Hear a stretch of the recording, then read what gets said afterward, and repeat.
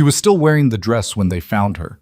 White silk soaked through at the hem, a veil tangled in the wind, sitting alone in a wheelchair in the middle of a park that everyone else had abandoned to the cold. She wasn't crying. That was the thing that stopped Nolan Pierce in his tracks. She wasn't crying at all. She just sat there, looking at nothing, like a woman who had already used up every tear she had left and was now simply waiting for the world to decide what came next. His daughter Emma tugged his sleeve and said, "Daddy, she forgot to go inside." If you've ever wondered what it looks like when someone survives the worst day of their life, this is that story. If this story moves you, hit like so more people can find it. Drop your city in the comments below. I want to see how far this story travels. Now let's begin. The park had no business being beautiful in weather like that. It was the kind of cold that didn't announce itself. It just arrived, settled into your collar and your cuffs and the space between your shoulder blades, and stayed there until you stopped fighting it. The snow had been falling since mid-afternoon, soft and indifferent, covering the benches and the walking paths and the iron lamppost at the center of the park in a thin white sheet that muffled everything. Sounds, footsteps, voices. The whole neighborhood felt like it had been wrapped in gauze. Nolan Pierce had not planned to cut through Callaway Park that evening. He had planned to take the long way home, the one that ran along Birch Street, because Emma liked to look at the string lights in the cafe windows and he liked the extra 4 minutes it gave him to decompress before dinner. It had been a long Thursday. It had been a long year, really, though he'd stopped keeping count somewhere around month 9. And the idea of 4 extra minutes with nothing to do but watch his daughter press her nose against bakery glass and name the pastries felt like something close to luxury. But Emma had spotted a cat near the park entrance, and that had been the end of the Birch Street plan. She was 7 years old and she had strong opinions about cats, and once she made up her mind to follow one, Nolan had learned there was very little point in arguing.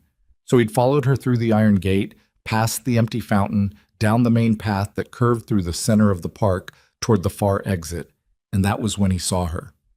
He almost didn't register it at first. His brain sorted the image into the wrong category: park bench, snow, shape, before something deeper and more instinctual caught up and told him to stop walking. She was sitting in a wheelchair at the far end of the path, maybe 60 feet ahead, positioned slightly off-center beneath the lamppost. The chair was a sleek, modern one, the kind that didn't look medical so much as deliberate. Matte black frame, precision wheels, and it was sitting at a mild angle on the path as if someone had rolled it to that exact spot and then walked away. She was not moving. She had a white blanket across her lap, though whether it was an actual blanket or just the fall of the dress, Nolan couldn't tell at first. The veil had mostly come loose from wherever it had been pinned and was drifting in a slow, ghostly arc behind her left shoulder. He stopped walking. Emma, 3 feet ahead of him, also stopped. She had lost the cat. She looked back at him, then forward again, then tugged her wool hat down over her ears the way she did when she was thinking hard about something. "Daddy?" she said. "I see her. She's wearing a wedding dress." "Yeah." He exhaled slowly. "She is." Emma looked up at him with that particular expression she'd developed over the last year. The one that was too old for her face, too steady. The one that showed up when she was deciding whether or not the adults around her were going to handle a situation correctly. She'd been doing it since her mother died. Nolan hadn't figured out yet if it broke his heart or made him proud. "Is she okay?" Emma asked. He looked at the woman in the wheelchair. The snow was gathering on the armrests. It had started to collect on the shoulders of the dress. She hadn't moved. "I don't know," he said. "Let's go find out." And he approached slowly and at an angle, keeping himself visible, not wanting to startle her. Up close, the dress was extraordinary, or it had been once. Fitted silk bodice, long sleeves with tiny buttons at the wrists, a full skirt that pooled around the footrests of the chair in elaborate folds. It was the kind of dress that cost more than his truck. The hem was dark with wet and cold and whatever the park path was made of under the snow.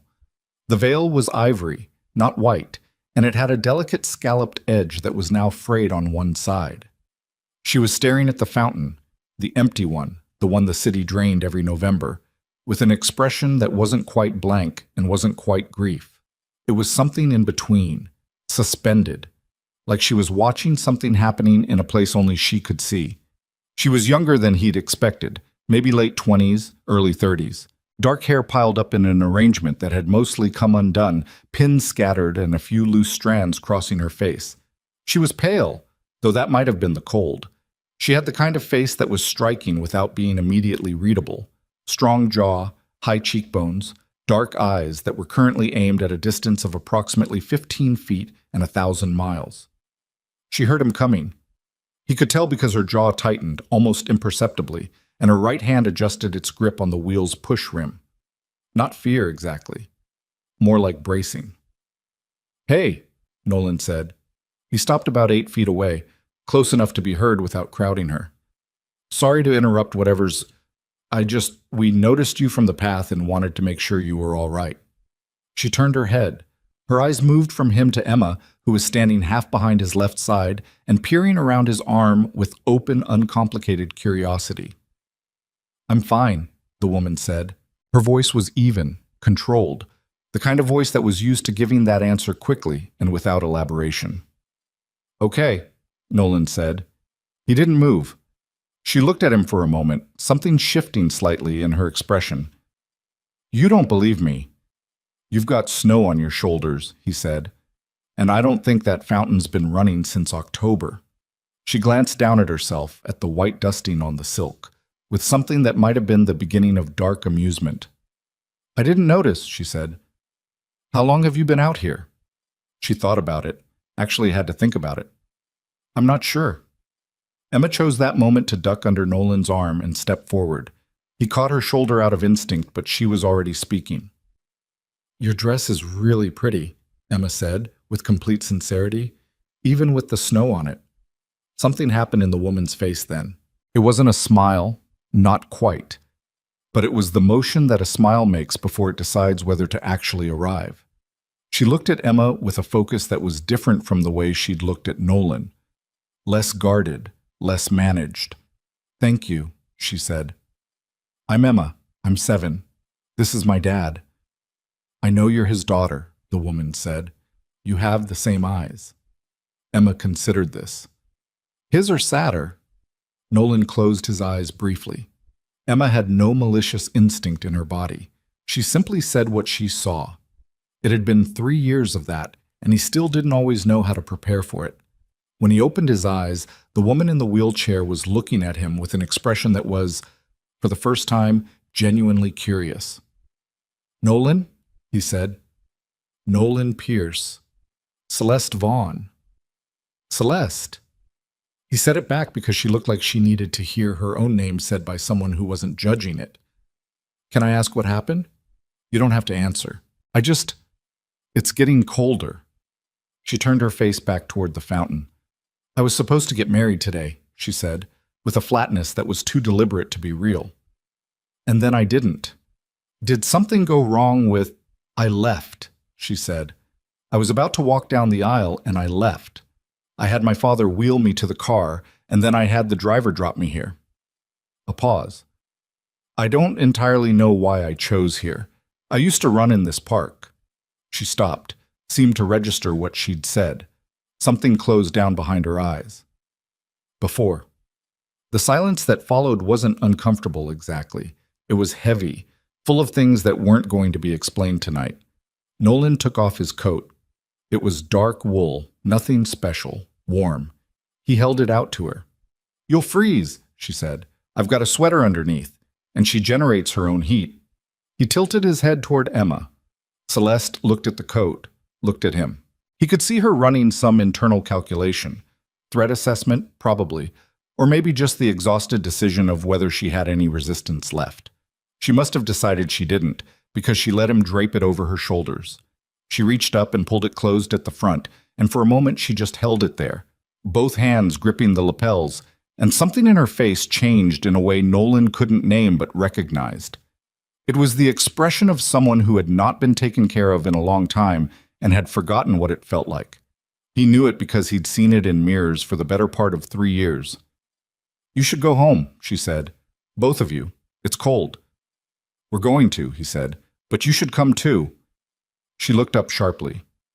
Not He caught himself, made sure his voice stayed easy. There's a diner about 4 blocks from here, Morrow's. They do good soup and the heat actually works. I was going to take Emma for dinner. You're welcome to join us. Emma confirmed this with a solemn nod. The tomato soup is very good, she said, but the grilled cheese is better. Celeste looked at Emma for a long moment, then back at Nolan. He could see her deciding something, or trying to. The lamppost above them flickered once in the wind. Snow fell between them in the thin, patient way it does when it's settling in for the night. I don't have any money on me, she said finally. I left my bag at the venue. I didn't ask, he said. Morrow's diner was exactly the way Nolan had described it, warm to the point of being slightly too warm, with ancient red vinyl booths and the kind of lighting that made everyone look a little better than they probably did. The hostess, a woman in her 50s named Deb, who had worked the Thursday dinner shift for as long as Nolan had been coming here, looked at Celeste's wedding dress with exactly zero visible reaction and led them to the corner booth without a word. Nolan watched Celeste maneuver the wheelchair up to the table, pushing back the extra chair without being asked, the movement practiced and automatic. She had clearly been navigating spaces like this for years, the small recalibrations, the adjustments to angles and clearances that people in chairs learned by doing because the world largely didn't think about it for them. She didn't ask for help, and Nolan didn't offer any. Emma, who had clearly decided that Celeste was the most interesting thing that had happened to her in months, planted her chin in her hands and watched Celeste examine the menu with the focused attention of a researcher. "Do you know what you want?" Emma asked. "Not yet. What do you recommend?" Emma took this seriously. She went through the relevant sections of the menu with the gravity of a sommelier, explaining the hierarchy of soups, why the grilled cheese was superior to the club sandwich, and her nuanced thoughts on the pie situation at Morrow's. Cherry was reliable, apple was inconsistent, never order the blueberry on a weeknight. Celeste listened to all of this without interrupting, which Nolan noted. A lot of adults listen to Emma the way people listen to hold music, technically present, waiting for it to stop. Celeste listened like she was actually interested in the cherry versus apple debate, which she may have been.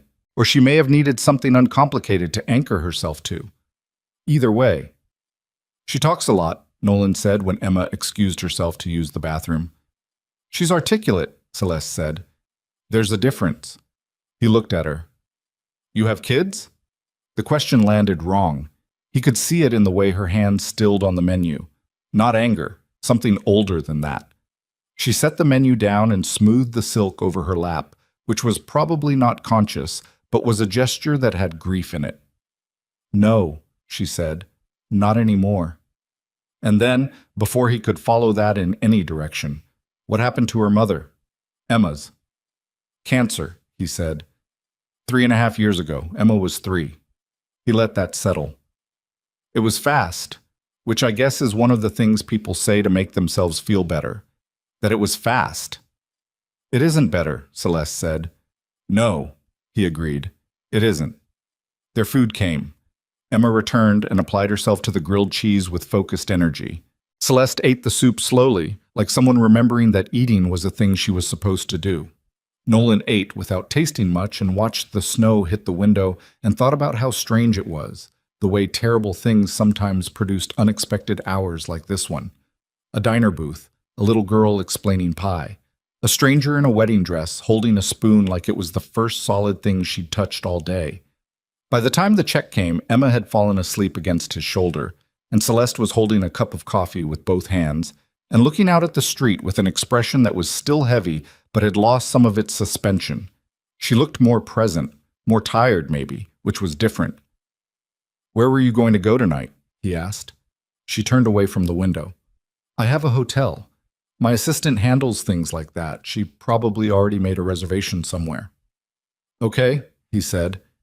"Do you want to call her?" Celeste looked at her hands. She was still wearing the engagement ring. He hadn't noticed it before. Now he saw her look at it too, with the detached air of someone who had forgotten a thing was there and then rediscovered it and wasn't sure how to feel. "In a minute," she said. He nodded. She didn't call for another 20 minutes. During that time, she and Nolan talked about very little. He told her about the neighborhood. She told him a carefully neutral story about a business trip to Portland. Emma snored softly against his arm. And somehow the 20 minutes passed without either of them noticing how many there had been. When she finally did call, her assistant answered on the first ring, and Nolan could hear the suppressed alarm in the woman's voice, even from across the table. He couldn't make out the words, but he got the shape of the conversation. The assistant had been coordinating a minor disaster on multiple fronts. There was no clear hotel reservation because Celeste had gone dark for 3 hours, and the options were limited because apparently there was a medical conference in town, and half the decent hotels were full. Celeste listened to all of this with the stillness of someone who ran a company and was used to receiving bad news without visible reaction. She said a few quiet things. She hung up. "No hotel," she said. Her voice was even. Her jaw was tighter. "There's a guest room," Nolan said. "At my house. It's basic. Emma painted the walls in there last summer and chose a color she described as ocean blue, which is really more of a teal, but the bed's good and I have extra blankets." Celeste stared at him.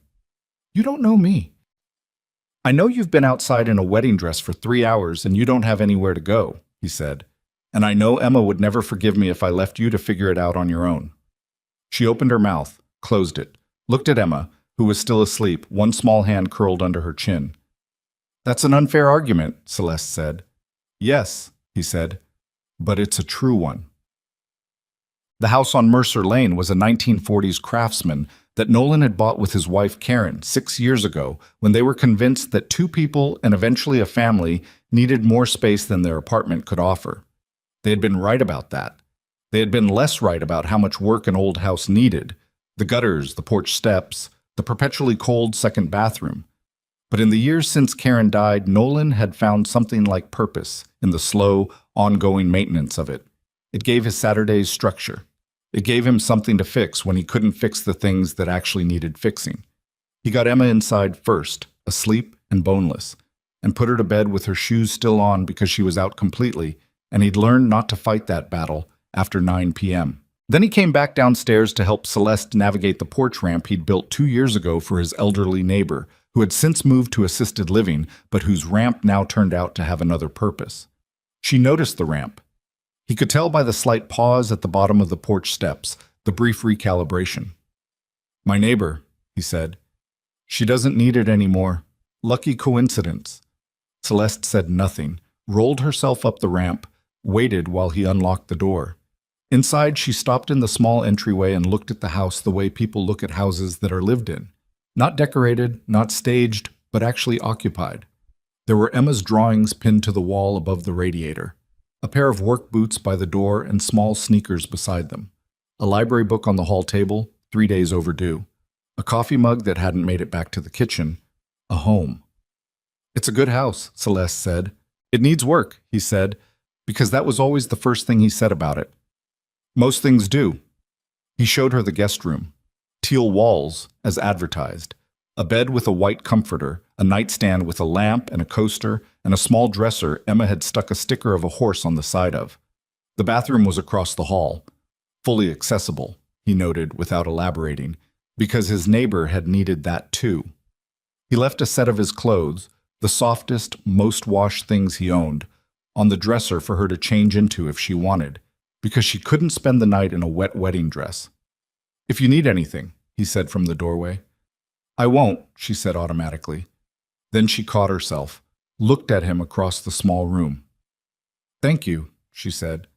"I mean that." "I know you do," he said. He pulled the door closed behind him. He didn't go to sleep right away. He sat at the kitchen table with a cup of tea he didn't drink and looked at the window over the sink where the snow was still coming down and thought about Karen, because he thought about Karen every night, and because tonight felt like a night that needed acknowledging. He wasn't sure what he was thinking, exactly. He wasn't building anything in his head, wasn't arriving at conclusions. He was just noticing that something had shifted in the air of the house, the way it does when a space that holds only 2 people suddenly holds 3. The house was quiet. Emma was asleep. The stranger in the guest room was presumably beginning to understand that she had survived the day. He was 40 minutes into sitting there when he heard it. A sound from the guest room, muffled by the walls and the closed door and the general insulation of the old house, but still audible in the kitchen quiet. He didn't move, didn't go to the door. He just listened and understood from the sound that Celeste Vaughn, CEO, runaway bride, woman who had been sitting in a frozen park for 3 hours without crying, was finally allowing herself to cry now that she was alone and the door was closed and nobody was watching. He stayed where he was. That was all she needed right now. Not company, not comfort, not from him. Just a house that held the sound without echoing it back. He drank the tea. It was cold. He drank it anyway. Emma found Celeste in the morning. This was perhaps inevitable. Emma's internal alarm clock had never respected weekends or circumstances, and by 7:15 she was already awake and curious and following the sound of someone moving around in the kitchen. Nolan heard her footsteps on the stairs and thought briefly about intercepting her and then decided against it, because Emma was going to do what Emma was going to do, and also because he was curious about what would happen. What happened was this. Emma walked into the kitchen and found Celeste sitting at the table in Nolan's oversized gray sweatshirt and a pair of his sweatpants with the legs rolled up, her dark hair loose and still slightly damp, holding a mug of coffee with both hands and looking out the kitchen window at the backyard, which was now fully white and still. Emma stopped in the doorway, assessed the situation. Then she went to the refrigerator, took out the orange juice, poured herself a glass with the careful concentration of someone who was still getting the hang of not spilling, and climbed up onto the chair across from Celeste. "You stayed," Emma said. "I stayed," Celeste agreed. Emma drank her juice, looked at Celeste with the particular brand of unvarnished attention that children apply to things they find genuinely interesting. "Is your wheelchair always with you?" she asked. "Yes," Celeste said. "It's been with me for about 4 years now." Emma nodded. "My friend Marcus has a hearing aid that's always with him. He says it's just part of him." "That's a good way to think about it," Celeste said. "Is that how you think about your chair?" A pause. "I'm still working on that." Emma considered this with the seriousness it deserved. "That's okay," she said. "Some things take a long time to figure out. My dad's still figuring out how to make pancakes without burning one." From the hallway, where he'd been standing and listening, Nolan pressed his back against the wall and looked at the ceiling and thought, not for the first time, that his daughter was going to be something extraordinary when she grew up. He made pancakes. He burned one, as was essentially tradition. The three of them sat around the small kitchen table on a Friday morning with snow still packed against the windows. And Celeste Vaughn ate a pancake that was slightly overdone on one side, and drank her second cup of coffee and listened to Emma explain a school project about weather systems. And the morning had a rhythm to it that felt almost ordinary. Almost. At one point, Nolan refilled her coffee without being asked. She noticed. Her hand moved toward the mug in a small, involuntary gesture of surprise, as if she'd expected to have to ask, and the not having to ask had caught her off guard. Such a small thing. He filed it away somewhere without quite meaning to. The plan, such as it was, had been one night. That was what he'd offered. A place to land, a safe stop on the way to whatever came next. But when she called her assistant after breakfast to work out logistics, the conversation was longer and quieter than expected. And when she set her phone down, she was looking at it with the expression of someone who has just realized that the path they thought was there has closed over. "What's wrong?" he asked. "My condo is being painted this month," she said. "I forgot. I moved out for the week and I was supposed to go back after the honeymoon." She said the word honeymoon with the flat precision of someone diffusing something. "The painting isn't finished. There are fumes." Emma looked at her father. Nolan looked at Celeste. Something unspoken happened between the adults, a negotiation conducted entirely in eye contact and small shifts in expression. "The room's still there," Nolan said. Celeste looked at him. "Teal walls and everything," he said. The expression on her face was complicated. There was resistance in it, and a kind of uncomfortable gratitude, and something else he couldn't quite read. Some internal argument she was having with herself that he wasn't going to try to settle for her. "A few days," she said finally. "Just until the painting is done." "Sure," he said, as if it was nothing, as if his house didn't already feel different. A few days, Emma went very quiet and then covered it up by focusing very hard on her remaining pancake. But he could see the small, private lift at the corners of her mouth. His daughter, subtle as a freight train. That afternoon, while Emma did homework at the coffee table and the snow outside finally began to let up, Nolan sat across from Celeste in the living room. She had a laptop open and was working. He could see the speed and focus with which she moved through documents and emails, the different person she became when she was in that mode. Sharp. Decisive. The kind of person who ran a room. He wondered which version of her was the true one. Then he figured that was probably a stupid question, because the answer was clearly both. He was refinishing a cabinet door. It was something he'd been putting off for 4 months, and today felt like a day to do something with his hands. They worked in easy parallel, not speaking, until she said without looking up from her screen, "She was going to be a girl." He set down the sandpaper. "The baby," she said. Her voice was steady, practiced. "We found out at 16 weeks. A girl." A pause. Her name was going to be Iris. He didn't say anything. He'd learned in the years since losing Karen that the worst thing you can do when someone hands you something like that is rush to say something that makes it better. There's nothing that makes it better. You just hold what they've given you and don't drop it. "Damien never said her name," Celeste said. "After. He said it made things harder, so we just stopped saying it." Her jaw shifted. "And I let that happen. I let him convince me that not saying her name was the healthy thing to do, that moving forward meant moving away from—" She stopped. Her hand had curled into a fist on the table beside the laptop. "Anyway, Iris is a beautiful name," Nolan said. She looked up. Something moved through her face. Surprise, pain, the particular relief of being heard. "Yeah," she said. Her voice was slightly unsteady for the first time. "It is." Emma wandered in from the living room to ask about the spelling of a word, and the moment quietly folded itself back into the afternoon. And outside, the snow finally stopped, and the sky above Mercer Lane began, very gradually, to clear. Celeste stayed.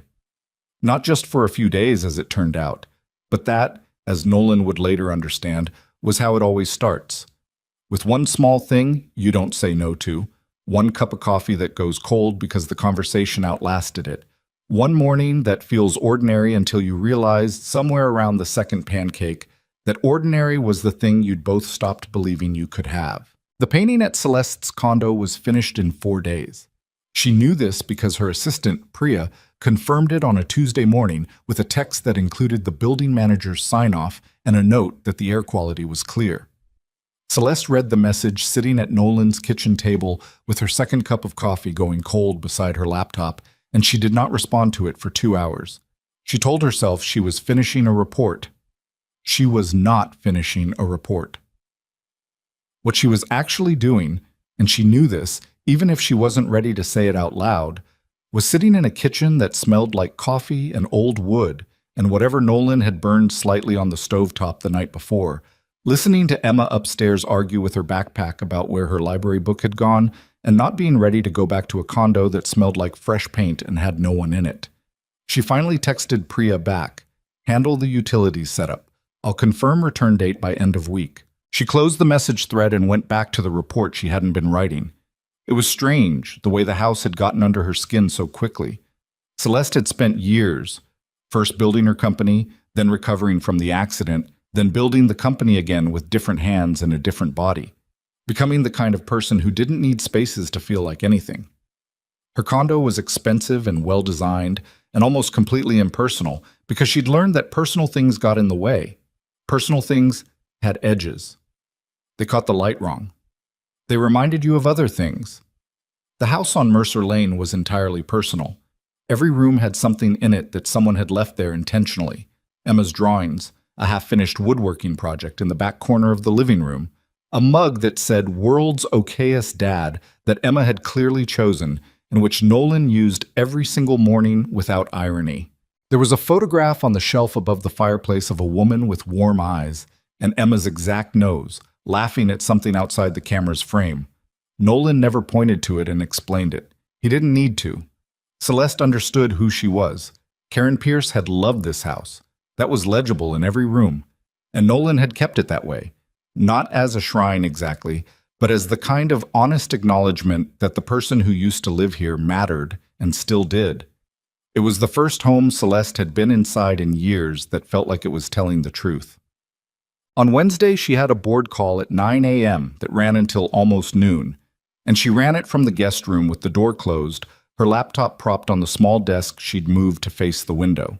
She could hear, distantly, Emma getting ready for school, the thump of footsteps, the particular negotiation of a 7-year-old who had opinions about which jacket she was going to wear, and then the front door, and then Nolan's truck backing out of the driveway. The call was with 7 board members across 4 time zones, and it concerned the company's expansion into 3 new markets and a licensing dispute that had been grinding through legal review for 6 weeks.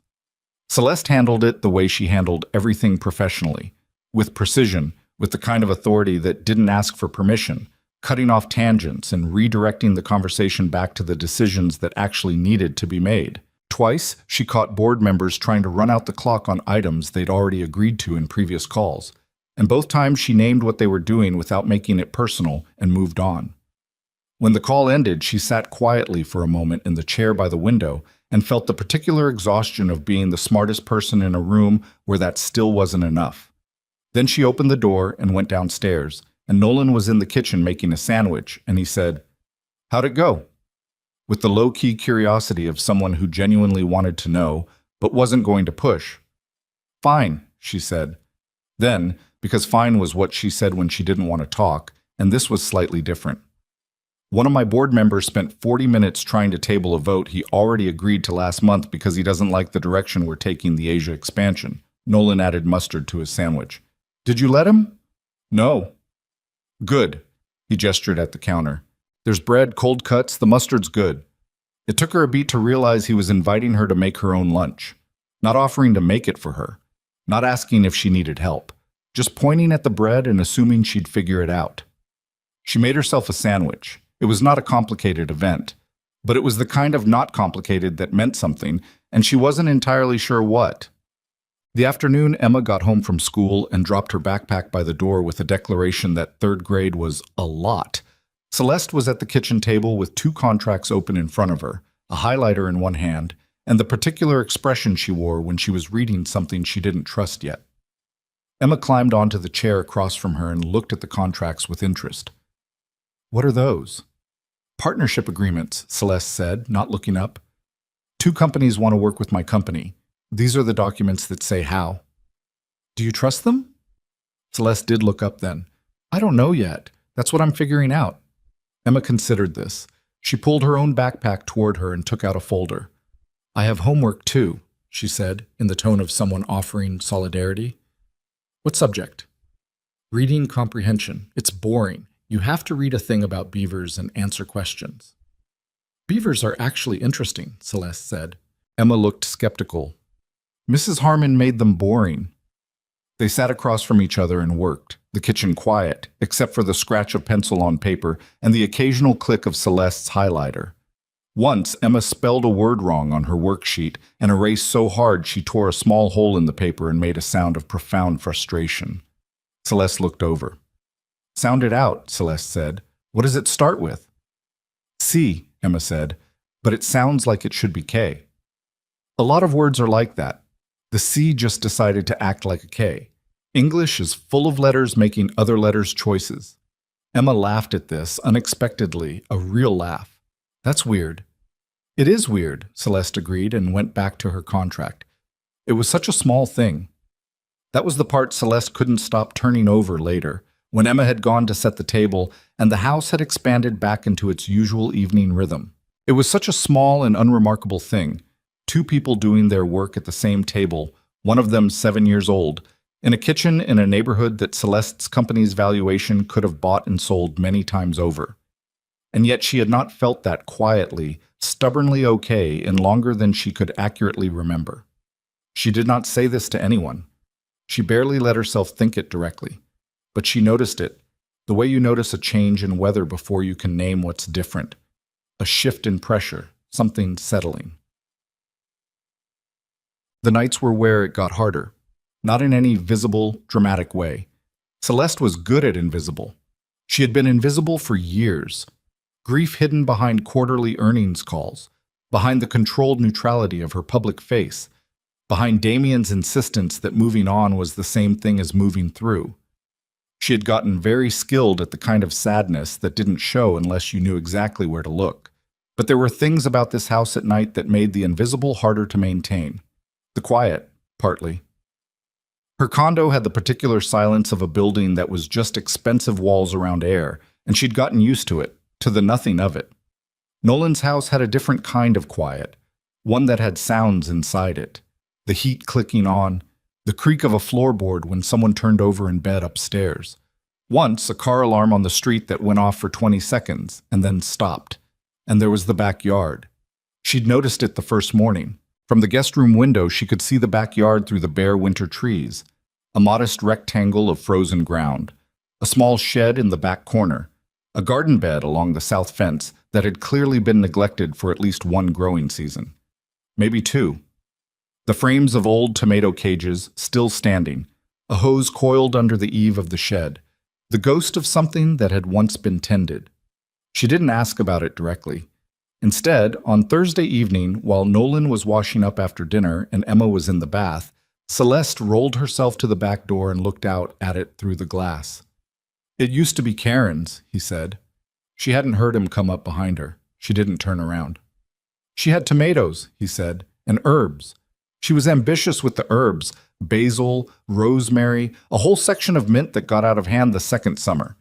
Emma used to sit in the middle of it." He paused. "After she died, I just didn't. I kept meaning to do something with it, and then I didn't. And then it had been 2 years, and it was just easier to not." "I understand that," Celeste said. "I know you do." He was quiet for a moment. "You want some more coffee? I made a second pot." He didn't wait for the answer. He went back to the kitchen. She heard him pour it. Heard him set the mug on the counter where she could reach it when she turned around. Not handed to her, just placed where it would be available. She stayed at the window a little longer, looking at the frozen garden, at the bare cages and the packed earth, and the small signs of what it had been.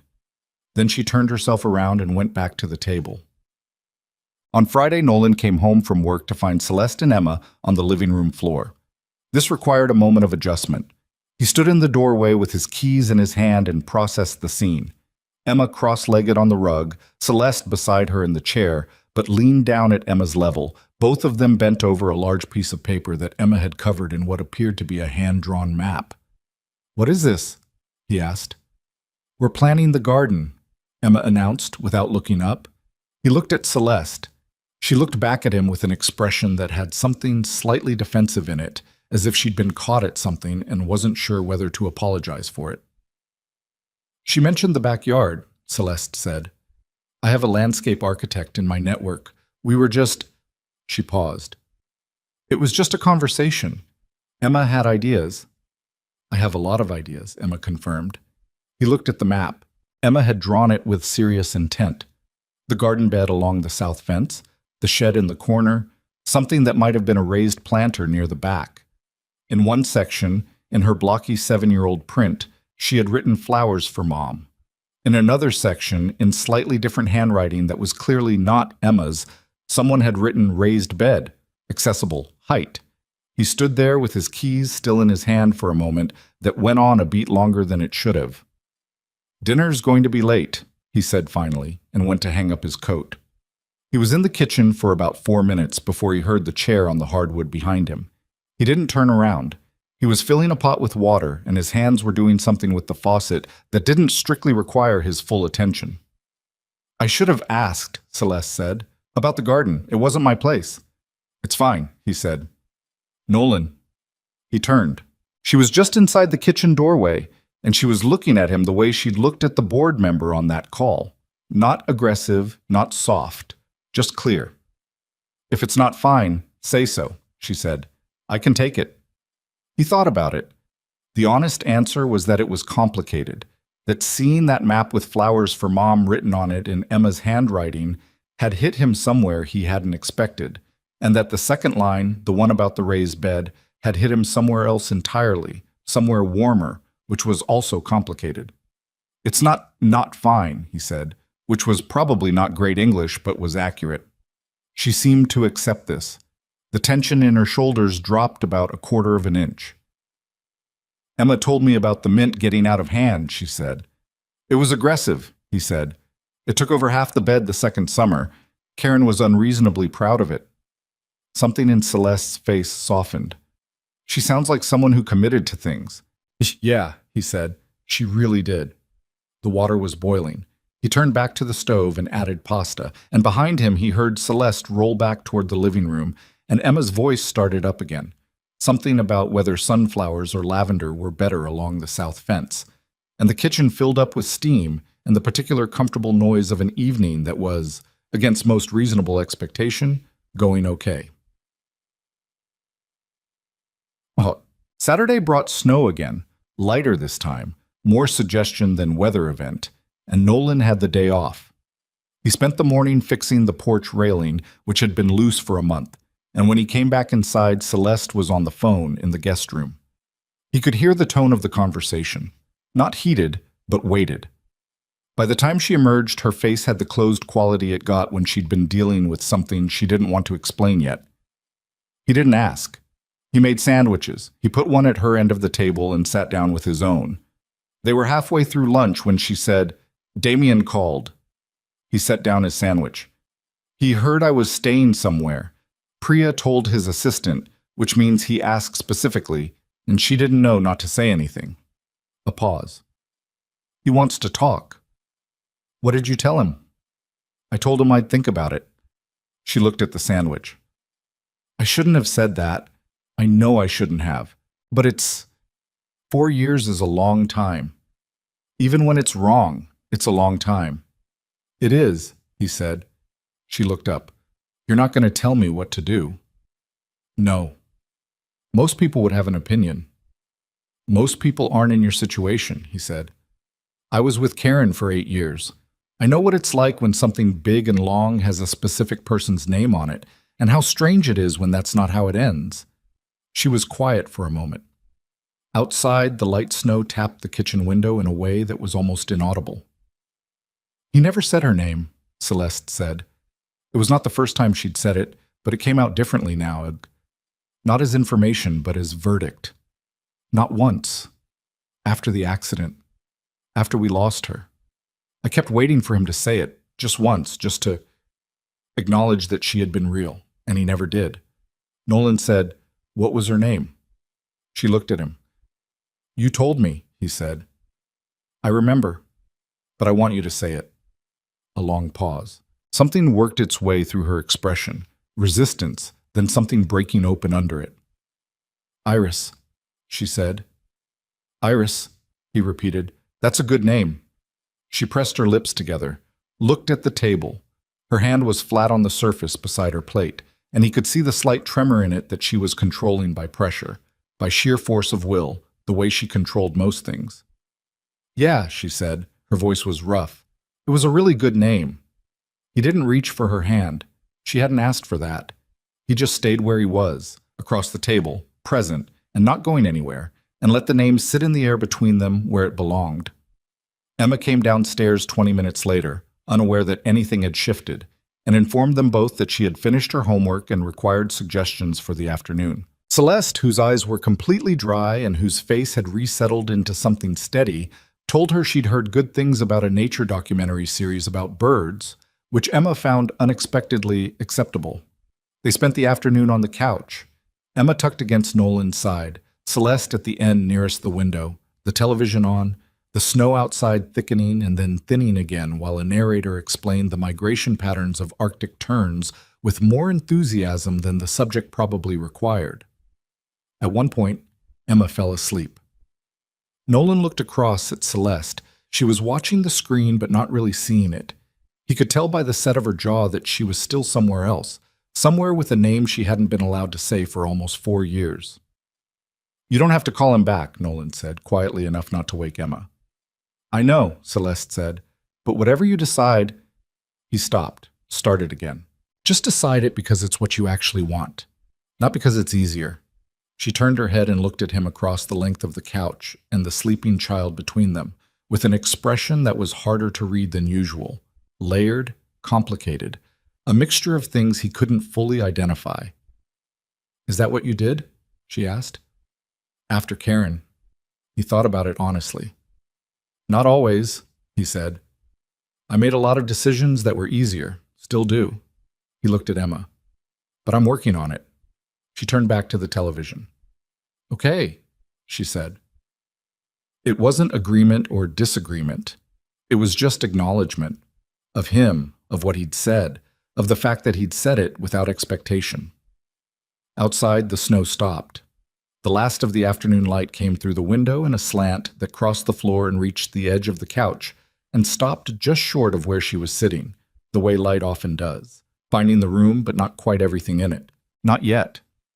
The week Celeste had planned to stay turned into something else, something without a clear end date, and none of the three people in that house named it directly.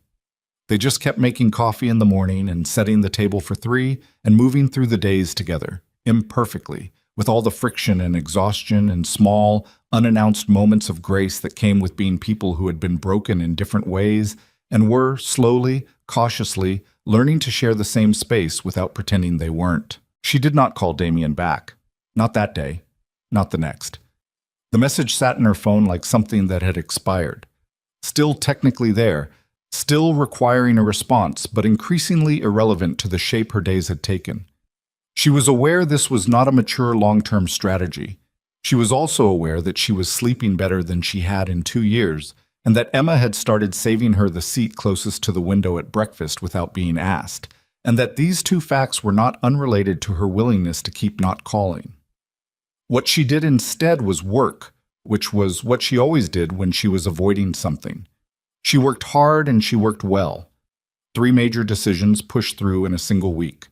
2 contract disputes resolved, a personnel issue in the Singapore office handled with the kind of surgical precision that her executive team had learned over the years meant she was either at her sharpest or under pressure, and usually both at once. Priya, who had been her assistant for 6 years and knew her patterns the way a ship's pilot knows a river, sent her a message on Tuesday that said only, "You're working at your crisis pace. Are you okay?"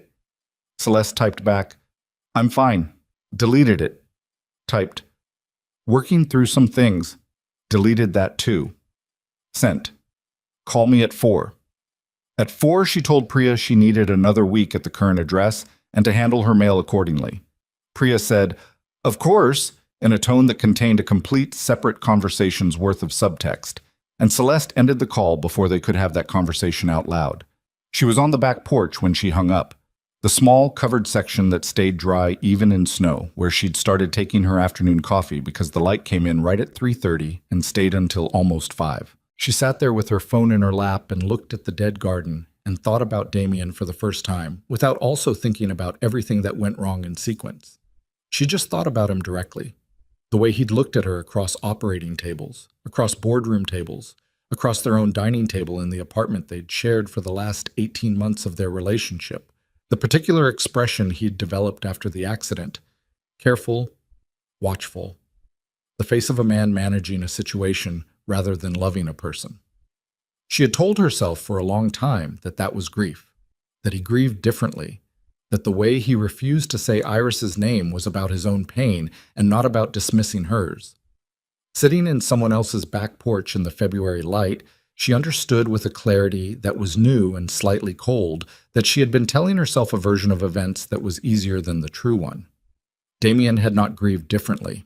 Damien had not grieved at all. He had managed her, managed the optics of their relationship, managed the way their shared loss appeared to the world they both moved in. And she had let him, because she'd been too broken in those first months to tell the difference between being cared for and being handled. The difference had become apparent only very slowly, and by the time it was clear, they were engaged and there was a wedding date, and stopping had started to feel like destroying something rather than just acknowledging it had already broken. She sat with all of that in the thin February light until the cold got into her hands, and she needed to go back inside. She didn't tell Nolan any of this directly. What she told him was smaller things, offered in pieces over the course of the days. Details from the accident, from the recovery, from the long year of rehabilitation during which she had rebuilt herself from a completely different foundation than the one she'd started with. She told him about learning to drive an adapted car and how humiliating she had found the learning, and how she had pushed her instructor to the edge of his professional patience trying to master it in half the recommended time. She told him about the first board meeting after she came back, in the chair, and how two of her VPs had adjusted their behavior in a way they thought was subtle, talking slightly slower, repeating themselves, looking at Damien instead of her when asking questions, and how she had fired one of them on the spot and put the other on a performance plan, and how the rest of the board had recalibrated immediately and completely. Nolan listened to all of it without offering opinions she hadn't asked for. He laughed at the right moments, not out of politeness, but because some of it was genuinely funny. Her impression of the rehabilitation instructor who had told her to have patience with herself, which she delivered with a flatness that made it clear she had not taken this advice. And he was quiet at the right moments, too. He didn't fill silences the way a lot of people did, the way Damien had, covering the difficult seconds with noise and momentum because stillness made him uncomfortable. In return, he talked about Karen, not at Celeste's prompting and not with the heavy intentionality of someone who had decided to share, just naturally, in the context of things. Karen had been an elementary school teacher. She had been terrible at driving in reverse. She had believed firmly that a home should have plants in it, which was why there were still 4 slightly struggling houseplants on the windowsill above the kitchen sink that Nolan kept alive through what appeared to be stubbornness rather than any genuine horticultural knowledge. She had laughed at her own jokes before the punchline, every single time. Every time? Celeste said. Every time. She would start laughing in the middle of the setup, and then she'd have to stop and recover and then finish the joke, and by the end, Emma and I were laughing at her laughing more than at whatever the actual joke was. He shook his head. She knew it was a problem. She tried to stop. She couldn't. Celeste thought about this. That's not a problem, she said. That's a quality. He looked at her. Something in his face shifted in a way she was getting familiar with. The small adjustment that happened when she said something that landed somewhere real. Yeah, he said. That's what she used to say, too. The problem with Damien materialized on a Thursday. Not the problem itself. The man. He arrived at 11:15 in the morning in a car that cost 3 times what Nolan's truck cost, and he stood at the front door in a charcoal overcoat and an expression of controlled concern that Celeste recognized immediately because she had once believed it was love. She heard the knock from the kitchen. She heard Nolan's footsteps on the stairs. He'd been fixing something in the upstairs bathroom, a perpetually leaking faucet, and then the front door. Then a voice she knew as well as her own, carefully modulated, reasonable. My name is Damien Cross. I'm looking for Celeste Vaughn. I believe she's been staying here. A pause. Nolan's voice. Can I ask how you know that? She mentioned the neighborhood to a mutual contact. A slight smooth adjustment. I'm her fiancée. I've been worried about her. Former fiancée, Celeste said. She had rolled herself from the kitchen to the hallway without fully deciding to. She stopped behind Nolan, who was filling the doorway in a way that was not technically blocking it, but was not exactly not blocking it either. Damien looked at her past Nolan's shoulder. His expression shifted through several things in quick succession. Relief, which was real, assessment, which was always real, and something else that she might once have read as love, but now read more accurately as the expression of someone recalculating. Celeste. His voice was warm, practiced warm. I've been trying to reach you. I know, she said. I've been thinking about whether to respond. Can we... He glanced at Nolan. Can we talk privately? Nolan didn't move. Not aggressively. He wasn't blocking the door on purpose, technically, but his presence was a question that he didn't put into words. He looked at Celeste. It's all right, she said. He stepped back. Let Damien in. And then, without making a production of it, he said, I'll be in the kitchen, and went there, and left the front hallway to them. Damien looked around the house with an expression he was trying to keep neutral, but which had a layer of something underneath it, evaluation. He was looking at the drawings on the wall, The overdue library book that had finally been returned and replaced by a different overdue library book, the small shoes by the door beside the work boots. Reading the house. Reading what it said about her being in it. "This is where you've been," he said. "Yes." "Whose house is this?" "Someone who offered me a place to stay." "A man." It wasn't a question. "A man with a child." "A man who found me sitting alone in a park at 9 p.m. in a wet wedding dress," she said, "in case the sequence of events matters." He had the grace to absorb that without flinching, which was one of his skills. He was very good at absorbing things without flinching.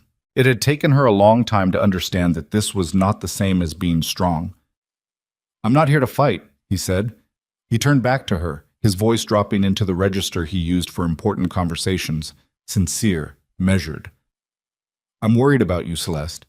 You walked out of the wedding without talking to anyone. You disappeared for 3 days before Priya confirmed you were safe. You're not answering my calls. I'm allowed to be worried." "You're allowed to be worried," she said, "but I'm not having a breakdown, Damien. I made a decision." "A decision." He said it carefully, like he was handling something fragile. "Leaving your own wedding without a word is a decision." It was. And so was agreeing to the wedding in the first place. I made some decisions that weren't right for me, and I made one that was. He moved closer. Not crowding, he was too controlled for that, but closing the distance in a way that was deliberate. "You haven't been yourself since the accident. I know that. I've tried to—" "Since the accident or since we lost Iris?" she said. He stopped.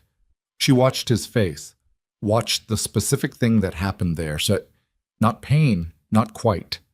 The thing that happened was more like a door swinging shut. A closing.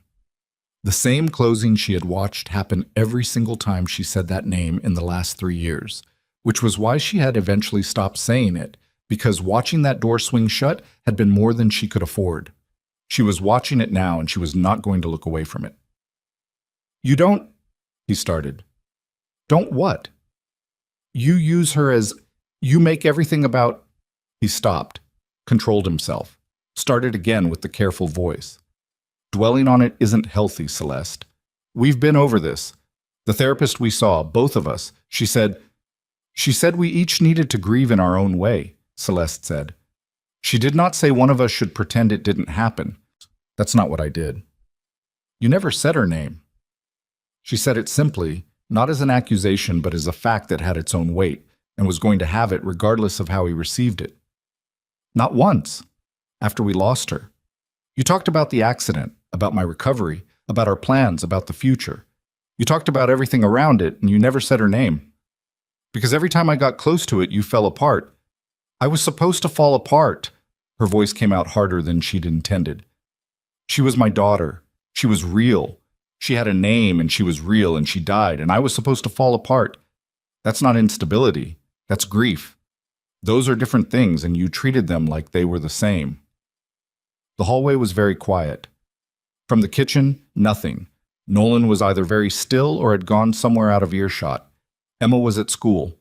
The house held only the two of them and what had finally been said out loud between them. Damien's expression had moved through several configurations and settled on something that looked like hurt, but had control underneath it. He was a person who never fully stopped managing, even when he was being genuine, and she understood suddenly and completely that this was not going to change, that this was not a thing she could ask him to put down. It was how he was built, the same way she was built for forward motion, and he had loved that about her and struggled with everything the accident had interrupted, and they had each, in their own way, been asking the other to be someone they fundamentally were not. "I did love you," he said, and it was true. She could hear the truth of it. "I still do." "I know," she said, "but you loved the version of me that didn't need you to stay in hard places, and that version is gone, Damien. She's been gone for 4 years. She looked at him steadily. "And I'm not sorry about that." He looked at her for a long time, at the wheelchair, then back at her face, then somewhere in the middle distance of his own recalculation. Then he said, "He's not right for you either, whatever you think is happening here." "You don't know what's happening here. A widower with a kid in a house that needs work." He said it without malice, which somehow made it worse. That's a lot of someone else's grief to take on. Unlike what you were offering, she said. He had no answer for that. Or he had one and knew better than to say it. He put his hands in his pockets and looked at the floor, and for a moment he was just a man in an expensive coat standing in someone else's hallway. And she felt the full weight of 4 years and what they had been to each other and what they couldn't fix, and it sat heavily in her chest, and she let it. I hope you find what you're looking for, he said finally. I'll tell you when I find it, she said. That way you'll know I did. He left. The door closed. The house absorbed the silence. Celeste sat in the hallway for a moment without moving. Her hands were gripping the push rims of her chair, and she made herself release them deliberately, finger by finger, until her hands were flat on her thighs. Her breathing was not entirely steady. That was all right. She let it be unsteady for a minute in the empty hallway where no one was watching. Then Nolan came out of the kitchen. He didn't say anything. He didn't ask how she was or what had happened or offer commentary on the man who had just left. He just came and stood a few feet from her with a mug of coffee. Her coffee, the one she'd left on the kitchen counter, and held it out. She took it. Emma's back at 3:15, he said. She's got her reading test today. She's been nervous about it. She'll do fine, Celeste said. She's been practicing. I know, but she'll want to tell someone about it when she gets home. Celeste looked at him. He was looking at the door, the one Damien had just walked out of, with an expression that was carefully not an opinion. You heard, she said. The walls are thin, he said. Old house. All of it? Most of it. He finally looked at her. For what it's worth, you didn't need me to come in there. You handled it. I didn't feel like I was handling it. You were. He paused. That's usually how it works. You don't feel like you're standing until you look down and realize your feet are on the floor. She looked down at herself, at the chair, at her hands around the mug, at the hallway floor beneath her. She was not standing, but she understood what he meant, and it landed somewhere that she didn't have a word for yet. The garden, she said. He blinked. What about it? I want to actually plan it, not just the drawing on paper. I want to call the landscape architect I mentioned and get real measurements and figure out what's actually possible. He looked at her for a moment. Okay, he said. The raised beds need to be at a height I can work from, and I want to put something in the corner near the shed, something that comes back every year, not just annuals. Perennials. Yes. She turned the mug in her hands. Karen had tomatoes. I was thinking we could keep that. On the south bed, like she had. She looked up at him. If that's all right. He was quiet for long enough that she started to wonder if she'd miscalculated, if she'd stepped into something she didn't have a right to step into. She opened her mouth to take it back. Rosemary comes back every year, he said. She grew rosemary. I don't know why I never replanted it. We can replant it, Celeste said. He nodded slowly, not at her exactly, more at the idea of it, at something he was working out internally, some door that had been closed for 2 years that was opening, not all at once, not without difficulty, but opening. Yeah, he said, let's do that. Emma's reading tests had gone well. She announced this at the front door at 3:16, in the specific triumphant tone of a child who had prepared for something and had been vindicated. She dropped her backpack in its usual spot and looked between Nolan and Celeste with the particular alertness that 7-year-olds have for household atmospheres. Did something happen? She asked. Someone came by, Celeste said, and then left. Emma studied her face. Are you okay? Getting there, Celeste said. Emma seemed to accept this as a complete answer. She climbed onto her chair at the kitchen table and pulled out her homework folder. Then she looked up. Celeste, she said. Yeah. When you're all the way okay, will you still be here? The question hit the room and stayed there. Nolan, at the counter, became very interested in the cabinet door he was ostensibly checking. Celeste sat with the question in all its honest weight, this 7-year-old's uncalculated version of something the adults in the house had been carefully not asking in words. I'm going to be here for a while, Celeste said. Emma nodded, satisfied, opened her homework folder. The afternoon moved around them in its ordinary way. Homework, a debate about what to have for dinner, Nolan burning something that wasn't supposed to be burned, Emma setting the table with the focused ceremony she brought to tasks she had decided were important. The kitchen was warm. The light through the window was the thin, clear light of a February evening pulling itself slowly toward something longer. Outside, the garden sat frozen and still, waiting, the way things that have been neglected for long enough will wait, without urgency, without reproach, just waiting to be returned to. The landscape architect's name was Roy Selden, and he arrived on a Saturday morning in early March with mud on his boots and a measuring tape and the particular easy competence of someone who had been doing a thing for 30 years and no longer needed to perform it. He was in his late 50s, broad-shouldered, with reading glasses he kept pushing up his nose and then forgetting about. Celeste had worked with him twice before, once on the rooftop garden at her company's headquarters, once on an accessible courtyard project she'd funded for a rehabilitation center in the city. And she trusted his judgment in the specific way you trust someone who never oversells and never misses a measurement.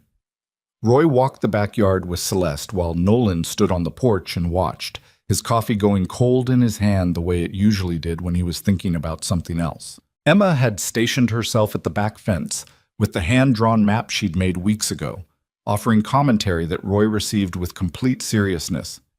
"She wants sunflowers along the south fence," Celeste told him. Roy looked at the fence. "South exposure's good for sunflowers. We'd put them behind the lower bed so they don't shade what's in front."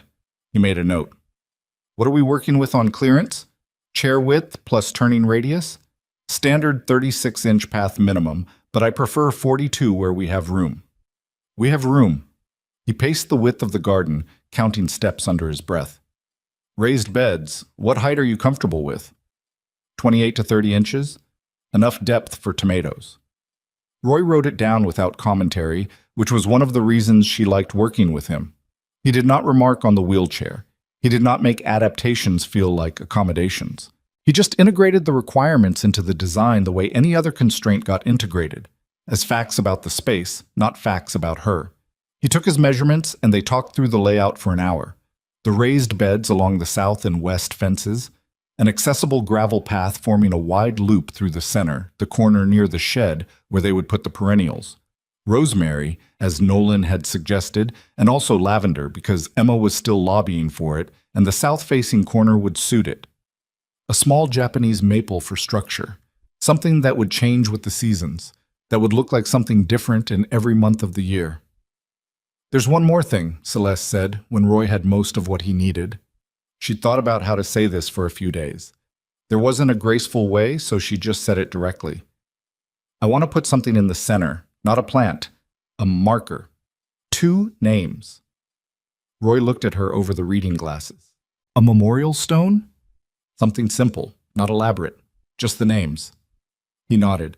"I know someone who does stonework, does good work, doesn't overcharge." He closed his notebook. "I'll get you a full plan by Thursday." She thanked him and walked him out through the side gate, and when she came back around to the porch, Nolan was still standing there. He'd been there the whole time, she realized. Not supervising, not hovering, just present in the way he was present for things, like a person who had decided to stay and meant it. "2 names, he said. "If that's all right." He looked at the backyard, at the empty beds, the shed, the corner where the rosemary would go. His jaw worked through something he wasn't putting into words yet, and she let him have the time. "Karen would have had an opinion about the layout," he said finally. "She always thought the tomatoes should be closer to the house, said it was too far to walk when you were in the middle of cooking. We can move the south bed closer to the house. It's fine where it is." But the corner of his mouth had something in it. She was wrong about that, actually. They need the full sun. She just didn't like the walk. Celeste looked at him. "Tell Roy when he sends the plan. He'll adjust." Nolan shook his head slightly, something loosening in his shoulders. "Yeah," he said. "Okay."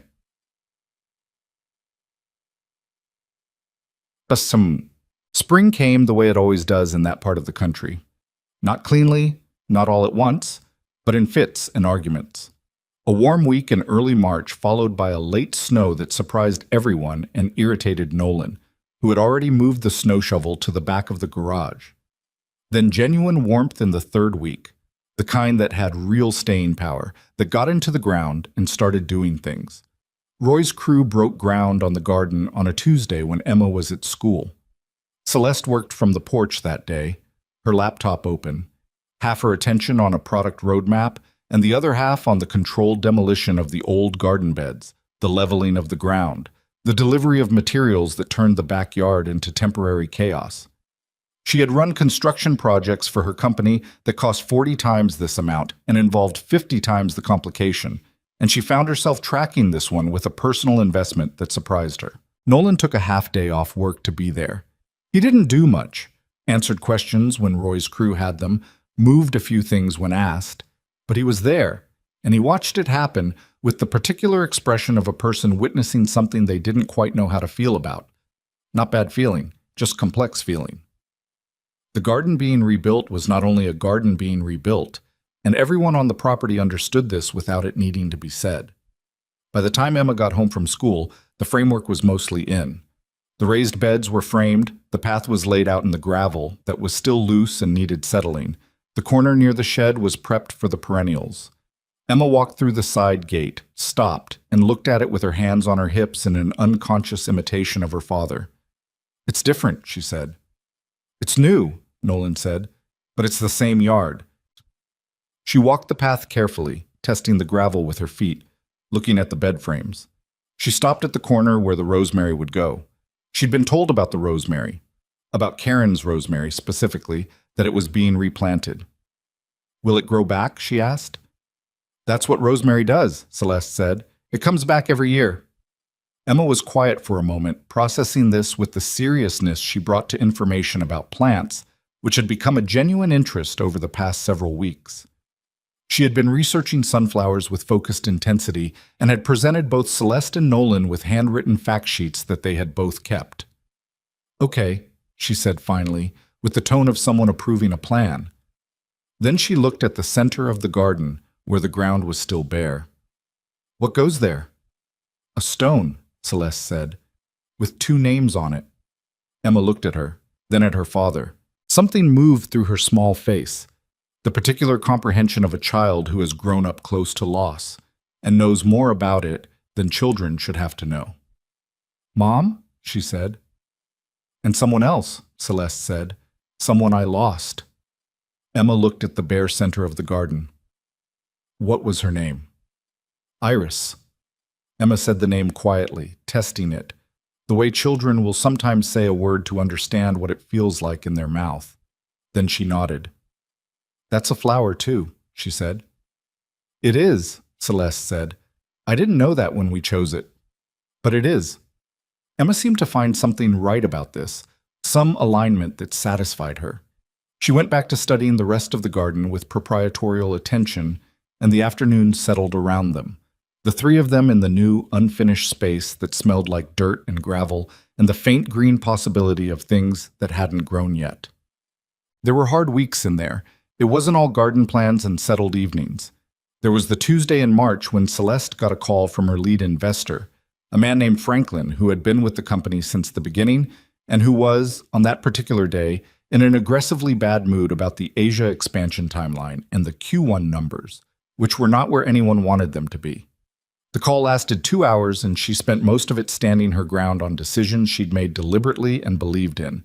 And when it was over, she was still right and still exhausted. And she sat at the kitchen table with her phone face down and her jaw tight and didn't speak for 20 minutes. Nolan came in from the backyard, saw her, and went to make coffee without asking what was wrong. She didn't tell him until the coffee was in front of her and she'd had a few minutes to let the tension drop from her shoulders by a few degrees. "Investor issue," she said. "Bad?" "Manageable. He's wrong. And eventually he'll understand he's wrong, but the process of getting there is..." She pressed her fingers to her forehead. "Expensive, in terms of time and patience." "You trust the decision you made?" "Yes." "Then it'll hold." He sat down across from her. "Is there anything you need to actually do tonight, or is this the kind of thing that just needs to settle?" She thought about it. "The second one." "Okay." He turned his mug in his hands. "Emma's school did this thing last week where they asked all the kids to draw their family. She brought it home today." Celeste looked at him. And? There were 4 people in it. The kitchen went quiet. She gave me a hat, he said. I don't wear hats, but okay. She gave herself pigtails even though she cut her hair short in January. And she drew you with... He paused. She gave your wheelchair wheels that looked like fireworks. Celeste looked at her coffee mug. Something was happening in her chest that she wasn't going to name out loud right now. A tightening and releasing that she recognized as the thing that came just before she let herself feel something fully. She didn't show me, she said. She was going to. She was building up to it. He was watching her carefully. I wanted you to know first, in case you needed a minute before she showed you. She sat with that, with the fact that he had thought to do that, had thought ahead to what she might need before she knew herself. Thank you, she said. Sure. He drank his coffee. It was a really good drawing. The firework wheels were an inspired choice. She laughed. It came out shorter and rougher than she intended, more of a release than amusement, but it was real. Emma appeared in the doorway 10 minutes later with the drawing folded under her arm, trying to look casual about it. She placed it on the table in front of Celeste with the solemnity of someone presenting an official document. Celeste looked at it for a long time. 4 people, as Nolan had described. A house with a garden starting in the background, the wheels that looked like fireworks. I made yours gold, Emma said. Because gold is the best color. It is, Celeste said. Thank you, Emma. Emma nodded with the dignity of an artist receiving well-deserved recognition and went to get a snack. Celeste folded the drawing along its original lines and slid it into the front pocket of the bag she kept hooked on the back of her chair, the place where she put things she was going to keep. The condo issue came to a head in April. It had been approaching for a while. Celeste had known it would. The painting had been done since February. The air quality had been clear since February. She had been here for 2.5 months on an explanation that had stopped being accurate after the first 2 weeks, and the honest accounting of that had been sitting at the back of her mind with the patient persistence of things that need to be addressed. It was Nolan who brought it up, which she hadn't expected. She'd expected to do it herself, to reach some internal threshold and announce that she would be leaving by a certain date, framing it cleanly, making it easy. That was how she handled complicated things. She framed them and made them easy. He brought it up on a Sunday evening in mid-April while they were in the garden, the real garden now, with its raised beds and gravel path, and the rosemary that had been planted 3 weeks ago and was already doing something, putting out new growth in small, hopeful increments. They had developed a Sunday habit of being out here in the late afternoon when the light was good. Emma had a dedicated corner of the west bed where she was attempting cherry tomatoes under Celeste's guidance, with the mixed results that beginning gardeners always have, and the dogged optimism of someone who takes failure as feedback. Emma had gone inside to get water. They were alone, and Nolan said, without particular preamble, "Your condo's been ready since February." "I know," she said. "You haven't mentioned leaving." "No." He was quiet for a moment. He had a trowel in his hand that he was using to edge the bed nearest him, and he kept doing it while he talked, which was a Nolan Pierce characteristic. He did the physical thing so the emotional thing had somewhere to rest. "I'm not asking you to leave," he said. "I want to be clear about that." "Okay. But I also don't want you staying because it's easier than having a conversation." She looked at him. He was still working the edge of the bed, not looking at her, giving her the space to figure out what she wanted to say without the pressure of his direct attention. "I don't know what this is," she said finally. "Neither do I." "That doesn't bother you?" He set the trowel down, looked at the garden, at the rosemary, at Emma's tomato corner, at the center where the stone would be placed next week. "I spent 2 years after Karen died being very clear about what things were, or not having them be anything." He paused. "I got very good at making sure nothing was undefined. It felt safer." "It usually does," she said. "Yeah." He picked the trowel back up. "It also meant I didn't have anything." She looked at the rosemary, at the new growth on it, the soft gray-green of the new leaves against the woody older stems. "Emma drew me in her family," she said. It wasn't a question. "She did." "She didn't ask you first?" "Emma doesn't usually ask first," he said with a dry affection. "She decides and then informs." Celeste was quiet for a moment. I've been running a company for 6 years. I make decisions every day that affect hundreds of people, and I don't hesitate. She looked at her hands on the push rims of her chair. And I am genuinely uncertain about this in a way I don't have a professional framework for. Because it's not professional, he said. No. For what it's worth, he said, I'm uncertain too. I haven't... He stopped. Started again more carefully. There hasn't been anyone since Karen. Not because I decided there wouldn't be. It's just how it went. He kept his eyes on the bed he was edging. This is the first time in 3 years that I've had to think about it. Celeste sat with this, with the full weight of what he was telling her, which was not a declaration so much as an honest accounting, which was actually more valuable. I'm not easy, she said, in case that's not clear. I'm difficult to work with, and I'm demanding, and I have opinions about everything, and I have grief that's... She paused. Not small. I know, he said. I've been here for 2.5 months. So have you. Not easy. I mean... He looked at her then. No? You communicate in partial sentences and significant pauses. You handle emotional conversations by fixing household objects. You burn the same section of the same pan 3 Tuesdays in a row and refuse to acknowledge it was the pan's fault. It wasn't the pan's fault. Nolan, it was absolutely the pan's fault. The corner of his mouth moved. She watched it. She had catalogued all the small movements of his expressions over the past weeks, the way the right side of his mouth did something slightly ahead of the left when he was actually amused, the way his eyes went somewhere interior before he said something he wasn't sure about, the way he watched Emma when he thought no one was watching him, with a love so complete and unguarded that it was almost difficult to look at directly.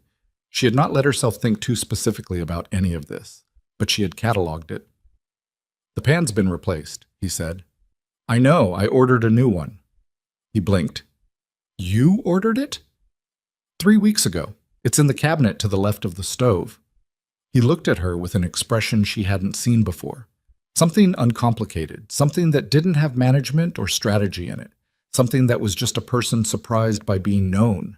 Emma came back through the porch door with 3 bottles of water, distributed them with the efficiency of someone who had taken on a task seriously, and dropped into a crouch beside her tomato corner to check on what she called her best candidate, a plant that had been outpacing the others since week 2. It's doing good, she announced. I think it's going to survive. I think so too, Celeste said. The afternoon was warm, genuinely warm, the real warmth of a spring that had finally committed. The garden smelled like earth and the faint herbal edge of the rosemary, and the light was the long, gold, horizontal light of April evenings that make everything look like it's being remembered even while it's happening. Celeste did not go back to her condo that week or the week after. She did not formally announce she was staying. She simply continued to be there, at the kitchen table in the mornings, on the porch in the afternoons, in the garden on Sundays, managing her company from the guest room with the teal walls and the horse sticker on the dresser, making herself useful in the specific ways she was good at and being honestly incompetent in the ways she wasn't. She burned exactly 1 dinner that month, a fact Emma recorded in a notebook she was apparently keeping for reasons of personal documentation, and Nolan did not let her forget it even slightly. She found she didn't want him to. The memorial stone arrived on a Thursday in late April. Roy's stoneworker had done it simply: gray granite, oval, smooth edges. 2 names, one above the other, in plain, clean letters. No dates, no other text.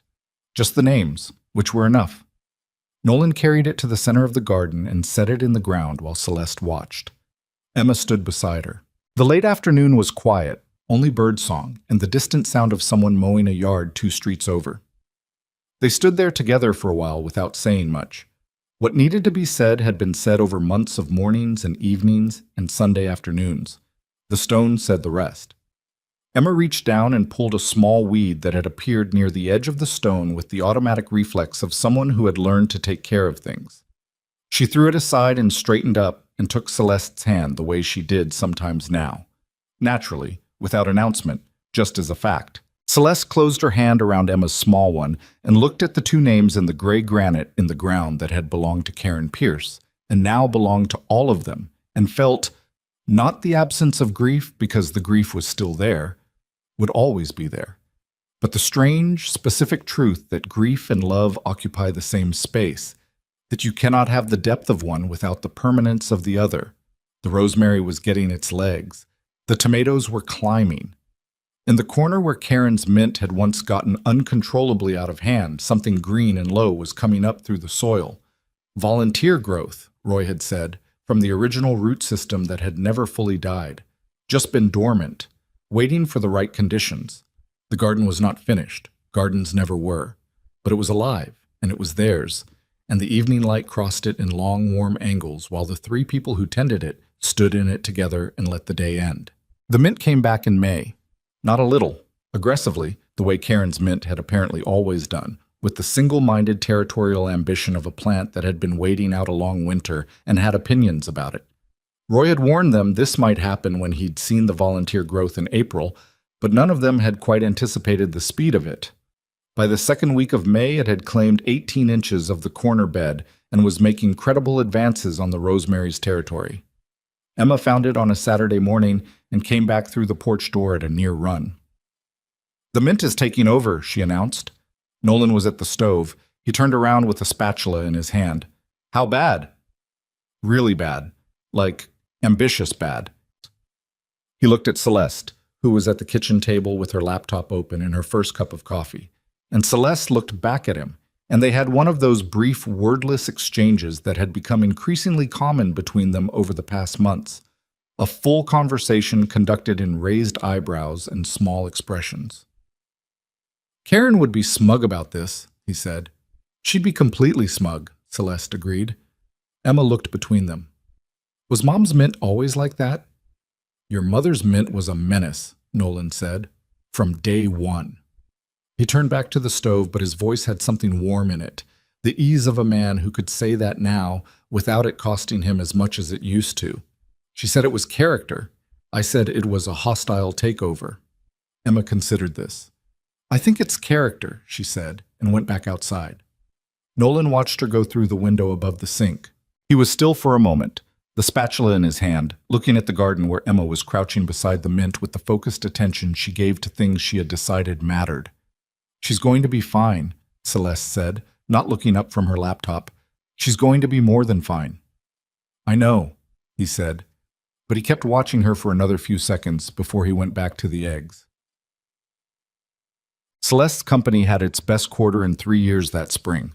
The Asia expansion that Franklin had spent 2 months arguing against delivered results in the first month that made his objections seem, in retrospect, like the complaints of a man who didn't trust what he couldn't personally predict, which was what they had always been. Franklin called to acknowledge this in the way powerful men acknowledge being wrong. Briefly, in passing, with the implication that the success validated a collaborative process in which his doubts had been a useful check, which was a creative version of events but not worth correcting. Celeste accepted the call in the garden, which had become her preferred place for calls she didn't want to give full rooms to. She walked the gravel path between the raised beds with the phone to her ear, listening to Franklin reconstruct the narrative with one hand and checking on her tomato plants with the other. They were ahead of Emma's by 2 weeks, which Emma had noted with competitive attention and which Celeste had not pretended wasn't satisfying. When the call ended, she sat by the memorial stone for a moment, the way she sometimes did. Not every day, not as ritual exactly, more as a natural pause, the way you might stop at a specific corner of a room that held something true about a place. The stone was weathering slightly already, the gray granite collecting a faint patina from the spring rains, and this made it look less like a thing that had been placed and more like a thing that belonged, which was what she had hoped for. Karen Pierce, Iris Cross. She had kept her own last name for the stone, for Iris, the name that had been on all the hospital forms, on all the documents she had signed in those terrible early weeks after the accident. It was the wrong last name now, in the sense that Damien was gone and what they'd had was over.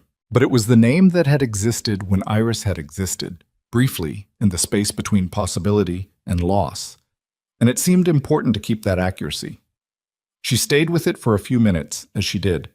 Then she went back to work. In June, Emma finished 2nd grade. The ceremony, if you could call it that, It was more of an end-of-year program involving a recorder ensemble that was ambitious in spirit and mixed in execution, was on a Thursday afternoon. Nolan took a half day from work. Celeste cleared her afternoon calendar 2 weeks in advance and did not tell anyone at the company why, which was unusual for her. She generally over-explained her scheduling decisions as a matter of professional transparency. This time she simply blocked the time and guarded it. She sat in the second row of the gymnasium next to Nolan with a folding chair pulled back to make room for her wheelchair and watched 22 second graders perform a recorder version of a song she didn't recognize. And Emma delivered 3 lines of spoken narrative with the composed authority of someone who had rehearsed but was also genuinely comfortable in front of an audience. She had Karen's poise, Nolan had once said, which was the kind of thing a person said when they needed the 2 things they loved to be connected. After the program, there was punch and cookies in the common room, and Emma found them immediately and attached herself to Celeste's right side with the proprietary ease of a child who had stopped thinking about whether it was appropriate and was simply expressing what was true. Emma's teacher, Mrs. Harlow, not Mrs. Harmon, Emma had corrected this distinction multiple times, came over to speak to Nolan, and after a few minutes turned to Celeste with the measured friendliness of a person meeting someone for the first time who has heard their name many times. "Emma talks about you a lot," Mrs. Harlow said. She glanced at Emma, who was eating a cookie with focused energy and pretending not to listen. "She told the class you run a technology company." "I do," Celeste said. "She also said you're teaching her about gardening." "She has strong instincts for it, better than mine were at her age." Mrs. Harlow smiled. "She told us your tomatoes are competing." "They are," Emma said, without looking up from the cookie. "Mine are catching up." "They are catching up," Celeste confirmed. "Barely." Emma looked up with a very specific expression. "I'm going to win." "We'll see," Celeste said. Emma went back to the cookie, satisfied, and Mrs. Harlow looked between the two of them with the comfortable smile of someone who had been teaching long enough to recognize when children were telling the truth about the shape of their homes. On the way back to the car, Emma slipped her hand into Celeste's without looking at her. Just reached out and took it the way she'd been doing for months now, naturally, without marking it as significant. Celeste held it. Nolan walked slightly ahead, unlocking the truck, and she watched him. The width of his shoulders, the particular set of his posture on a good afternoon, the way he held the truck door open and waited without making anything of the waiting. She thought about a park in February, a frozen fountain, a man with sad eyes and a daughter who said what she saw without apology.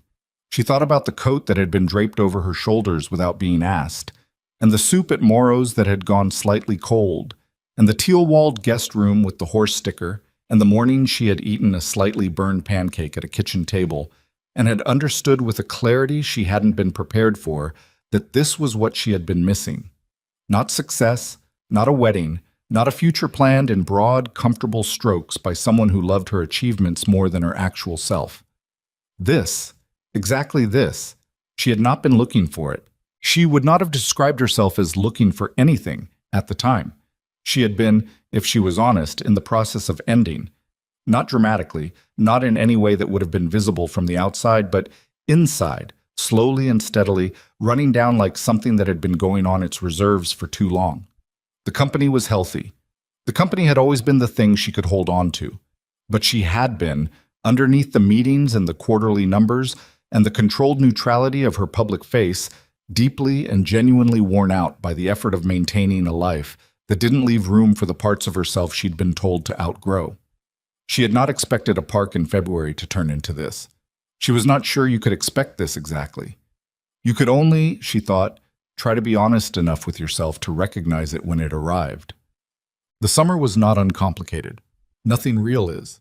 There was a week in July when the Asia expansion hit a regulatory snag that required Celeste to work 18-hour days for 6 days straight, and during that stretch she was short-tempered and distracted and once snapped at Nolan over something so trivial she couldn't remember what it was 20 minutes later. He let it land without escalating it, which was its own kind of skill. She apologized that evening, directly, without excessive explanation, which was how she'd learned to do it.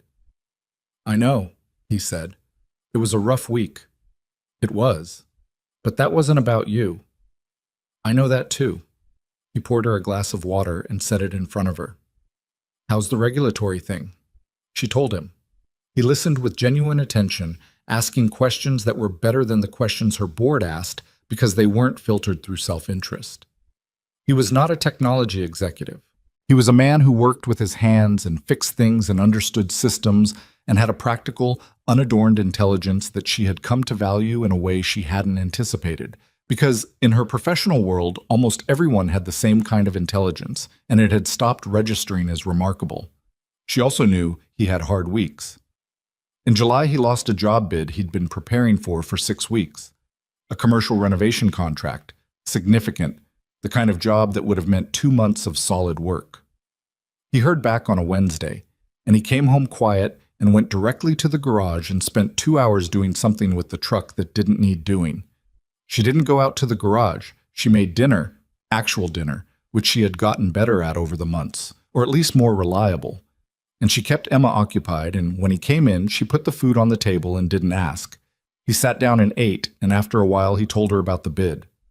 She listened. She didn't tell him it would work out, because she wasn't in the habit of saying things she couldn't guarantee. She said the proposal had been solid, that the contractor who won it was known to underbid and underdeliver, and that the next bid would be better. Practical things, true things. "You did research on the contractor?" he said. "I looked him up." He stared at her. "When?" "After you submitted the bid. I was curious." She picked up her fork. His Yelp reviews are not encouraging. He looked at her for a long moment, and the expression on his face was the one she'd cataloged months ago and never fully knew what to do with. The unguarded, uncomplicated one. The one without management in it. "You're something else," he said. "I prefer to be prepared," she said. He laughed. The first real one since he'd come home. Emma, who had been monitoring the dinner table atmosphere with the vigilance of a child who loved the people at it, visibly relaxed and went back to her food. These were the weeks, the actual texture of it. Not the good parts in relief against neutral background, but the whole weave, difficult and ordinary and funny and exhausting and occasionally transcendent, in the way that only things you've actually worked for can be. Nolan proposed in late August. Not because it was planned, not because he had decided on a date and arranged circumstances and constructed a moment.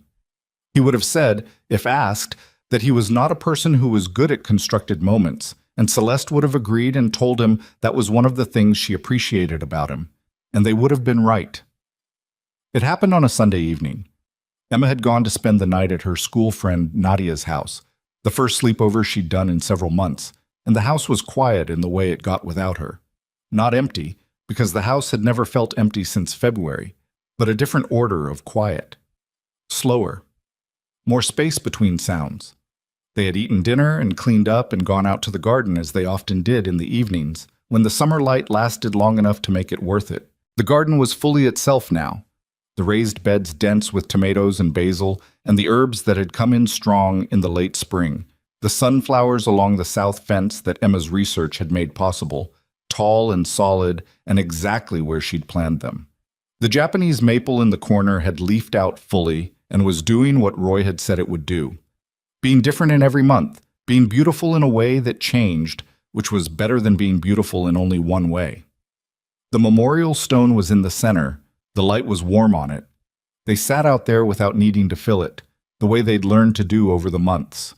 Celeste had brought her coffee. Nolan had his. He was looking at the garden with an expression she knew, the one where he was taking stock of something, measuring it internally. "The tomatoes," he said. "I'm aware of the tomatoes," she said. Her yield was, at this point, substantially higher than Emma's. This had become a point of significant household tension. Emma's going to accuse you of sabotage again. Emma needs to accept that she planted too close together and didn't thin early enough. She's 8. 8-year-olds can learn plant spacing. He smiled at the garden. The light was going amber now, the late August kind that made everything look like it was in the last frame of something. The rosemary was full and settled. The volunteer mint had been negotiated into a reasonable section of the corner bed. Through sustained intervention that had taken most of April, the memorial stone was half in shadow and half in the last of the sun. "This is good," he said. "The garden?" "This."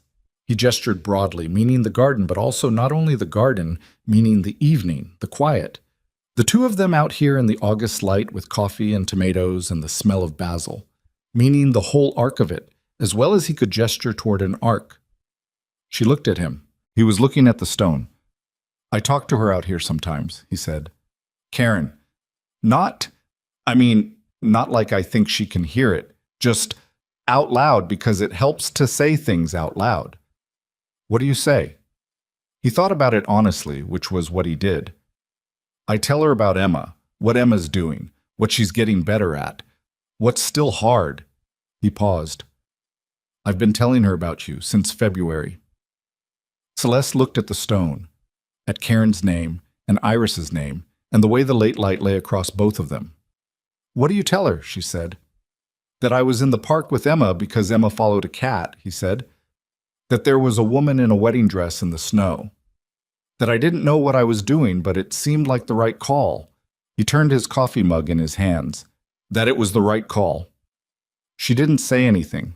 The light shifted by a degree. I'm not good at this, he said. Saying things directly. You know that. I know that. I'm going to say it anyway. He set his coffee mug on the arm of the porch chair and turned to look at her directly, with the particular expression she had only seen a few times. The one where he'd decided to put something down that he'd been carrying and just say the actual thing. I love you. Not the version of you that runs a company or the version that has everything figured out. Just you. The whole difficult, demanding, opinion about everything version of you that orders replacement pans and grows better tomatoes than a child and says exactly what she thinks, even when it's uncomfortable. He paused. Especially that. She looked at him. I'm not asking you to be something you're not, he said. I'm not asking you to slow down or simplify or be easier to be around. I'm asking you to be exactly what you are, here, with me and Emma. He stopped. I want to marry you, if you want that. The garden was very quiet. A bird somewhere in the maple, the distant sound of a sprinkler 2 yards over. Celeste sat with it. Not because she was uncertain. She understood in this moment, not been uncertain for quite some time. She sat with it because it deserved to be sat with, because some things are so true and so long awaited and so different from what you had talked yourself into expecting that they require a moment of just being held before you do anything with them.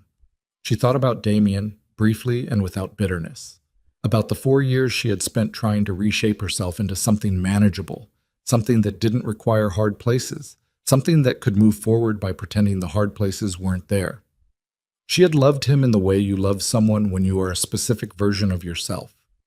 When you have agreed, consciously or not, to leave certain rooms locked. And she had spent those years quietly suffocating in her own locked rooms without knowing exactly what was happening. She thought about February, about a park, and a frozen fountain, and a man who had given her his coat and not made anything of it. About teal walls and burned pancakes and a 7-year-old who had sat across from her at a diner and said her wheelchair was just part of her, the way Marcus's hearing aid was part of him, with the casual grace of someone who hadn't learned yet to see these things as problems. She thought about Iris and about the stone in the center of the garden that said her name where it could be seen, where it was real, where it had always deserved to be. Yes, she said. It came out simply, without ceremony, which was right. Nolan exhaled, not dramatically, just the quiet release of someone who has been bracing for something and can now stop. He reached into the pocket of his jacket. She hadn't noticed him reaching into it, or maybe she had and hadn't let herself land on what it meant, and took out a ring. It was not elaborate. It was a simple gold band with a small oval stone, the color of deep water. It was my grandmother's, he said. I've had it for years. I didn't have a plan. I've been carrying it for 3 weeks because every time I thought about giving it to you, I talked myself out of the moment. You've been carrying it for 3 weeks. In my jacket pocket. She looked at the ring, at his hand holding it, at the garden around them, at the light that was almost gone now, the sky above the fence going the particular shade of blue that exists only in the 10 minutes between sunset and dark. You burned 3 dinners while you were carrying that ring, she said. In my defense, 2 of those were the pan. We got a new pan. The third one was, I was distracted. She held out her hand.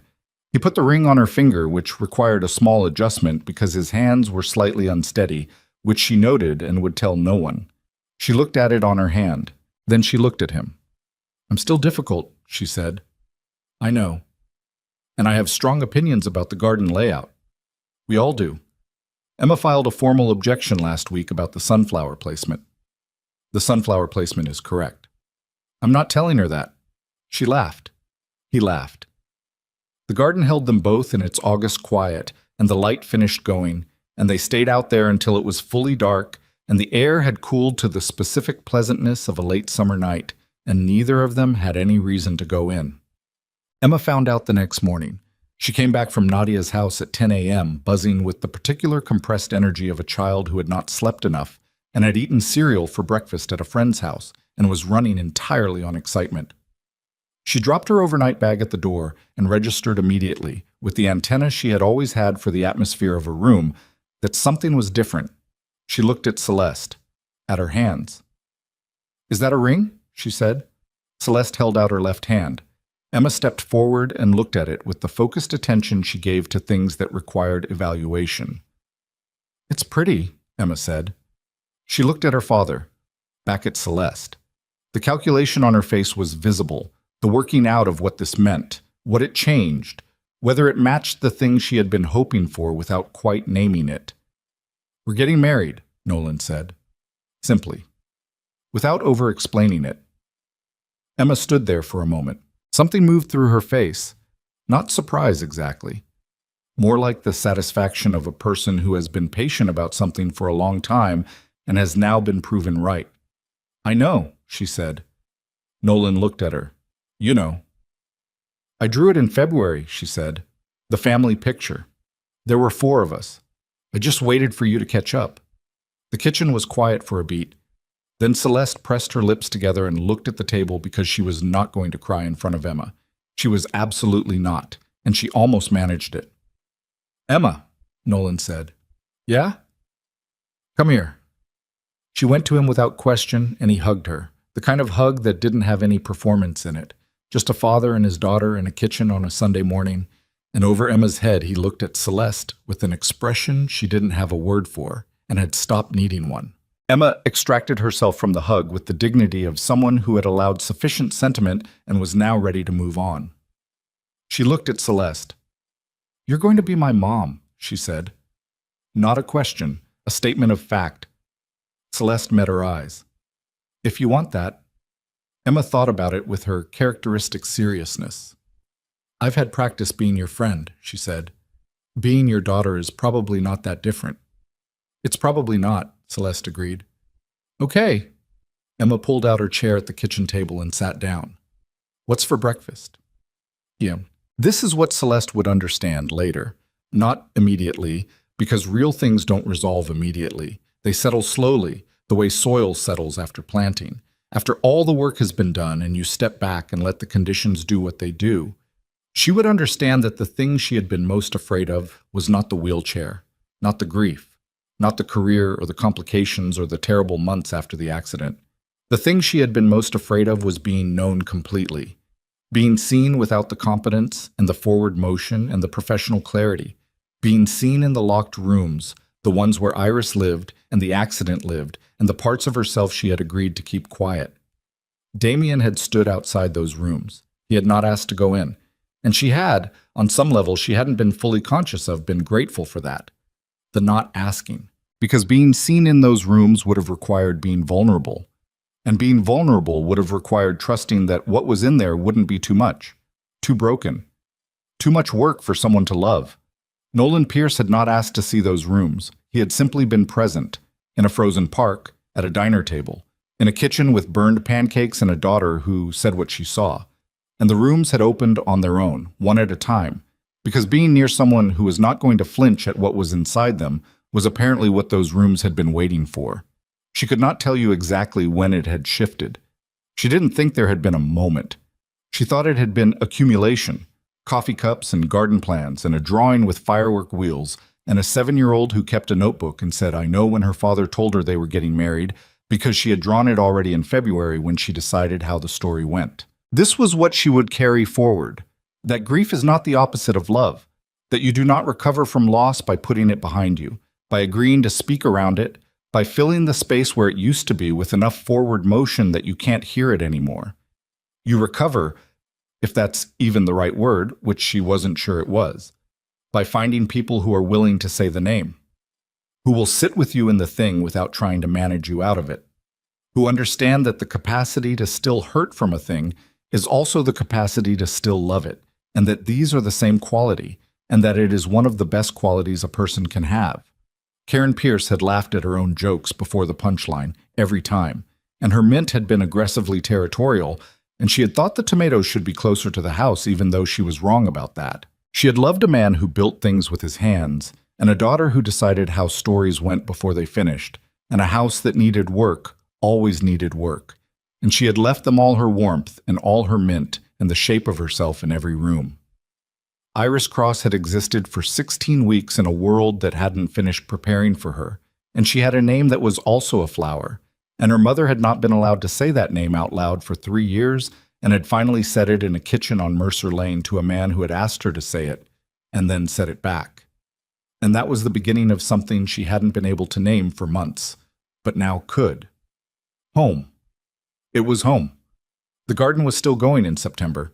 The tomatoes, so all of them, Celeste's and Emma's both, had run their course and been productive and were beginning to wind down, which was what tomatoes did at the end of summer. Emma had accepted this philosophically. The sunflowers along the south fence were still standing, but had gone to seed at the heads, which Roy had told Emma you could collect. And she had, carefully, into a paper bag she labeled "Next Year" in marker and kept on her dresser. Next year. Emma had written it with complete confidence. Next year the sunflowers would come back. Next year the rosemary would be bigger. Next year the mint would probably try to take over again and someone would have to manage it, and they would. Next year the house on Mercer Lane would have one more person in it formally, officially, on all the relevant documents. Not that the documents were what made it real. Emma had drawn it real in February. The rest was catching up. Nolan and Celeste had not set a date yet. There was no rush. There had never been a rush. That had been one of the quiet lessons of the months since February, that the forward motion she'd built her life on was a useful quality in certain contexts and an obstacle in others, that some things needed to be moved through at the speed they happened rather than the speed she preferred. The wedding would be when it was right. Small, probably. The backyard, possibly, once they'd talked to Roy about whether the layout could accommodate it, and Emma had weighed in, which she would, because Emma had opinions and a notebook. For now there was a Sunday in September with the light going golden over the garden and Emma at the west bed doing something with the tomato cages she was deconstructing for storage, and Nolan on the porch with coffee and the week's planning, and Celeste at the center of the garden beside the memorial stone with her hands in the last of the basil, cutting what was left before the first frost came. She was not thinking about anything particularly significant. She was thinking about whether there was enough basil to make one more batch of the sauce Emma had recently decided was her favorite food on earth, and therefore needed to exist in large quantities. She was thinking about a call she had at 8 tomorrow, and whether it needed prep or just presence. She was thinking about the ring on her left hand catching the light when she moved. She was thinking about Iris, a little. She always thought about Iris a little, every day, the way you keep something in your peripheral vision. Not always directly, but always present, always there. This was not sad the way it used to be sad. Or it was still sad, but the sadness had a different character now. It was the sadness that belongs to love, which is a kind of fullness, not a kind of emptiness. The two things had traded places over the months without her noticing the exact moment of exchange. She looked at the stone, at both names in the weathered granite. "The basil's good this year," she said, quietly, to the stone, to no one, to both of them. "Emma likes the sauce. I'll make a lot of it." The maple moved in the small afternoon wind. The sunflowers were bowed at their seeds. The mint, relentless, territorial, unbothered by consequence, held its corner of the garden with complete confidence. Behind her, Emma said, "How much is enough basil for the sauce?" "Bring me the bag from the kitchen." Footsteps, the porch door. Nolan saying something she couldn't hear from here. Emma saying something back. The light in the garden was the September kind. Warm but not pretending to be summer anymore, honest about what was coming, which was the cold and the bare canes and the long wait that preceded everything coming back. This was not sad. This was the deal. The whole deal. The frost and the dormancy, and the volunteer growth in spring, and the mint that came back unbothered, and the perennials that returned exactly where you'd planted them, precisely because you'd planted them in the right place, in soil you'd prepared, in ground that was ready. You plant things in the right ground, and you tend them, and they come back. You say the names out loud, and they stay real. You let the right people into your locked rooms, and you find out the rooms weren't as dangerous as you'd thought. That what was in there was grief, which is also love, and that love doesn't run out no matter how many people carry it. Emma came back through the porch door with the bag. She handed it to Celeste, and then she crouched down beside the memorial stone the way she sometimes did, natural and unsentimental, and looked at the names. "Hi, Karen," she said. "Hi, Iris." She touched the top of the stone briefly with 2 fingers. "The sunflower seeds are saved. I'm planting them again next year." Then she stood up and handed Celeste the bag and went back to the tomato cages, and Celeste sat in the September light with basil and a ring and a full, complicated, imperfect life built in the ground of something real. And the garden grew around her, alive and ordinary, and entirely, completely hers.